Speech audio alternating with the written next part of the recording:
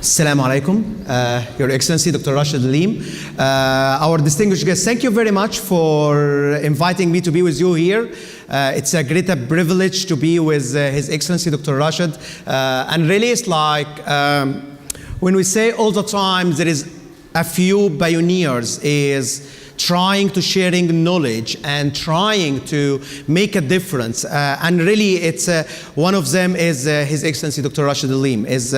I know His Excellency from 13 years now, and every time I attend, he tried to bring something new for the community, for the engineering, to be having a better city, and to be having our project to be enhanced. I'm so thankful for you again, and appreciating this opportunity to be with you. Just like I will address one point, it has been mentioned earlier. It's about a question about education. How's the education? It has been asked for the panel. How is the gap between the education about the new future trends and where is we are now? Last week we was having a conference, it's called EduCon, and that's regarding the engineering education, with almost more than 500 professors coming from across all the globe. Definitely we talk about that. Because why? The new generation is not becoming anymore adapting the traditional way of education, and that is a huge gap. So nowadays we're having something called gamification, virtual team working, you know, it's like in different kind of techniques and with using the artificial intelligence, and not the way of exams, scores, and assessment. Is we having better engagement of the student in the engineering and in the education. Why? Because we are looking for the new generation to be better than us. Yeah, we had been educated by the hardest way in our already universities back into the education, but now it's not working with our students. If you go and ask the students, and I'm working with the students with academia a lot of time, it's a huge gap between what they learn and what is in the field. Anyhow, to cut it short, we'll go for today is, I will just highlighting some of the points about innovation in managing risk in complex projects. We have a lot of mega projects, power plants, infrastructure, tunnels, underground, you know, building towers, malls, and a lot of projects we are facing day after day. How we are managing risk inside this project.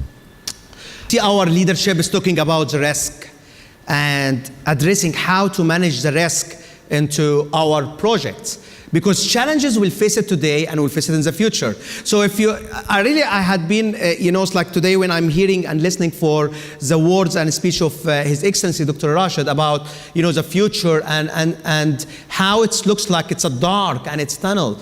Yes, it is a dark, but I think today the challenge is more, it's about how you can perceive what you are facing surrounding us as enterprise environmental factors. How you can interact with it and you change your own ways. Don't stay as you are and you say, no, this is all bad. There is no projects, there is no money, there is no. How we can be changed to understand more the market, and we can perceive it more better, and how we can interact in a more positive way so you can have a business.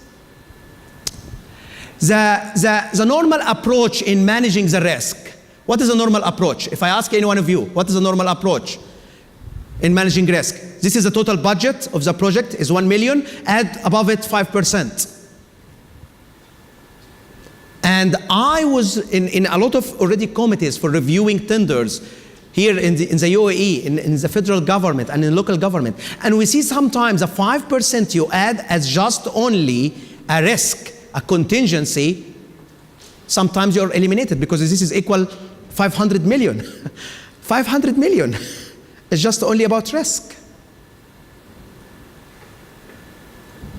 Why I'm saying that? Because it's you need nowadays, we need to change our methodology, how we are already working into the risk management towards our project, not like before. Not like before. In the 2008, you are adding 30%, 40%, and you have a project and you are very busy. Today, if you have a 5%, you're trying to be very happy. But now I will go with you today through my presentation and how we can see how we can increase our profit in this market.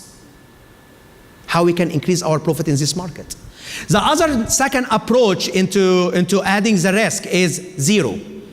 So some organizations, they say, no, we are not working with risk. We don't take any risk. It's just a 0%. And when we talk about something like that, it's very high risk in the same approach. Why? Because it's simply you are saying, I'm exposed for anything that's happened wrong, you have to take the subsequences. Some of the statistics. Almost inside already our project, we have around only productivity 40%. Budget loss, around 33% of the budget. We have a budget loss in every project. 70% of risk is triggered in every project. And 25% is customer satisfaction. Now, I want you to think about just simply here, because I want you to, we change the way we are thinking from